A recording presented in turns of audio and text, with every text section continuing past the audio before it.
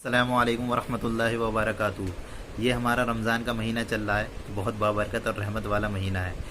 इस महीने में हमारा डाइट का बहुत बड़ा रोल होता है और ये वीडियो में रमज़ान के हिसाब से डाइट प्लान पे बताना चाहूँगा कि हमारा रमज़ान में क्या डाइट प्लान रहना चाहिए। इफ़्तार से लेकर सहरी तक हमारा क्या डाइट प्लान होना चाहिए। तो शुरू करते हैं इफ़्तार से।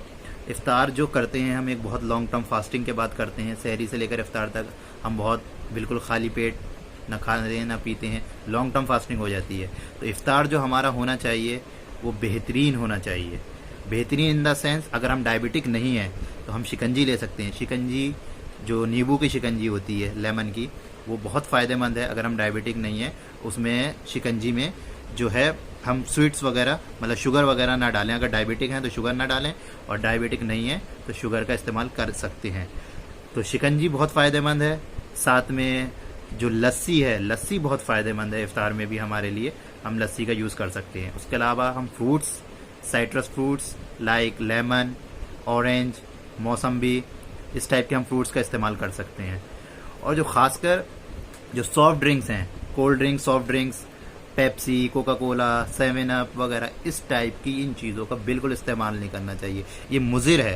ये मुज़िर ही नहीं बल्कि मुहलिक भी हो सकता है। मीन्स ये हार्मफुल के साथ साथ फैटल भी हो सकता है। और ऐसे केसेस आए हैं, बहुत सारे केसेस ऐसे आए हैं, 20-30 केसेस शायद उसमें स्टडी में भी हैं कि जो लोगों ने खाली पेट पे अपने फास्टिंग जब तोड़ी, जब इफ्तार करा, तो उस टाइम उन्होंने सॉफ्ट ड्रिंक्स का डायरेक्ट यूज़ कर लिया, तो वो बहुत उनके लिए फैटल भी हो गया। कुछ लोगों की इससे डेथ तक हो चुकी है।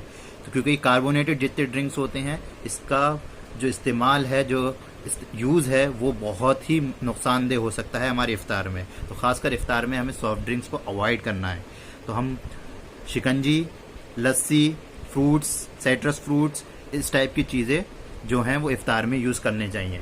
उसके अलावा जो तली भुनी चीज़ें होती हैं, पकौड़ी वगैरह, और जो रमज़ान में स्पेशल समोसे, ब्रेड पकौड़े, इस टाइप की चीज़ें चलती हैं, उन चीज़ों का भी हमें जो है अवॉइड करना चाहिए, कम से कम लेना चाहिए।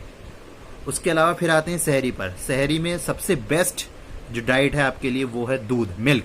मिल्क अपने आप में एक कंप्लीट डाइट है। हमारे नबी करीम सल्लल्लाहु अलैहि वसल्लम जो थे वो दूध जब लिया करते थे तो वो कोई दूसरी डाइट नहीं लेते थे। वो कभी भी दो डाइट को मिला के नहीं खाते थे। अगर वो दूध लेते थे तो रोटी नहीं खाते थे, रोटी खाते थे तो दूध नहीं लेते थे। तो बहरहाल वो उनका एक अमल था। लेकिन एक दूध अपने आप में, मिल्क जो है अपने आप में कंप्लीट डाइट होती है। तो सहरी के वक्त मिल्क एक बहुत अच्छी डाइट है।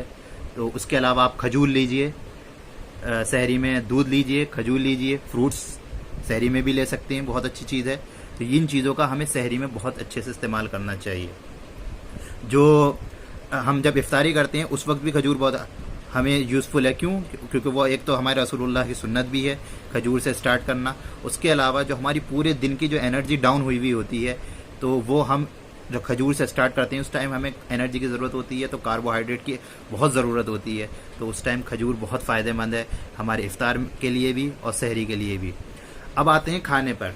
जो खाने के हिसाब से डाइट है, अगर हम डायबिटिक नहीं हैं तो रोटी नॉर्मल हम ले सकते हैं, 1 बॉल 2 बॉल, चावल तक भी ले सकते हैं, राइस भी ले सकते हैं। अगर हम डायबिटिक हैं तो 1 बॉल चावल जो है, राइस जो है, वो डायबिटिक वालों के लिए भी नुकसानदेह नहीं है। लेकिन हाँ, रोटी हम कहते हैं गंदुम, तो गंदुम अगर हम 5 किलो गेहूँ का अगर हम आटा बनवा रहे हैं और डायबिटिक हैं तो कम से कम उसमें 1 से 1.5 किलो जौ और 1 किलो के आसपास चना मिलवा के मल्टीग्रेन की रोटी बनाएं और वो डायबिटिक लोग वो खाएं, तो वो बहुत फ़ायदेमंद चीज़ रहेगी। और 1 बॉल के आसपास राइस भी ली जा सकती है, डायबिटिक लोग भी। उसके अलावा जो हमारा खाने की चीज़ें होती हैं, जैसे जो हमारी प्रोटीन डाइट होती है, हमारी राजमा है, पल्सेस हैं, मसूर है, मूंग की दाल है, ये बहुत फ़ायदेमंद है। ये इस पे जो है वो प्रोटीन डाइट होती है हमारी। और ख़ासकर जो हमारी एनिमल ओरिजिन प्रोटीन डाइट है, जो हमारा गोश्त है, चिकन है, मटन है, इस टाइप की चीज़ें जो हैं वो बहुत फ़ायदेमंद है।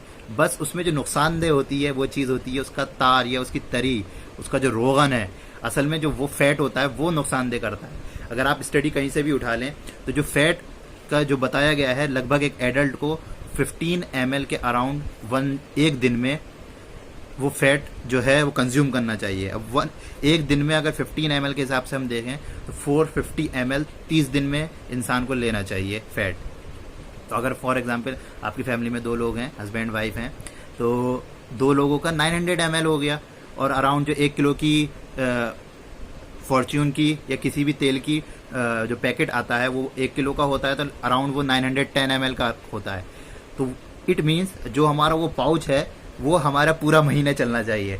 लेकिन होता क्या है कि जब हम कोरमा, बिरयानी वगैरह, पाए वगैरह जब खाते हैं तो उसमें खूब रोगन डाल देते हैं, उसमें खूब तेल डाल देते हैं, जो फैट हमारा एक्सेस होता है और वही हमें नुकसानदेह होता है बहुत हमारे लिए। तो इस चीज़ से हमें अवॉइड करना चाहिए। हम जो है वो रोगन जो हम प्रोटीन डाइट खाएं, चाहे हम बकरा खाएं, चाहे हम चिकन खाएं, चाहे हम पाए खाएं, चाहे हम नहारी खाएं, उसमें ख्याल ये रखना है कि हमारा फैट जो है वो एक्सेस ना हो, बहुत ज़्यादा हाई लेवल पे नहीं जाए, वही जाकर एक्सेस जमता है फैट हमारी बॉडी में, और वही हमारा नुकसान करता है हमारी बॉडी को भी, और ख़ासकर हमारे जीआईटी सिस्टम को भी, जो हमारी ओवरऑल बॉडी को बहुत नुकसान पहुंचाता है। क्योंकि हमारी पूरी बॉडी का जो डाइजेशन पे बहुत बड़ा डिपेंडेंस है, तो हमारी बॉडी का जो बहुत बड़ा रोल है वो हमारी डाइजेशन सिस्टम पे डिपेंड करता है। तो इसका हमें ज़रूर ख्याल करना चाहिए। तो बहरहाल इन चीज़ों का हमें ध्यान रखना चाहिए, और ये छोटा सा सिंपल सा डाइट प्लान आप इस्तेमाल यूज़ कर सकते हैं।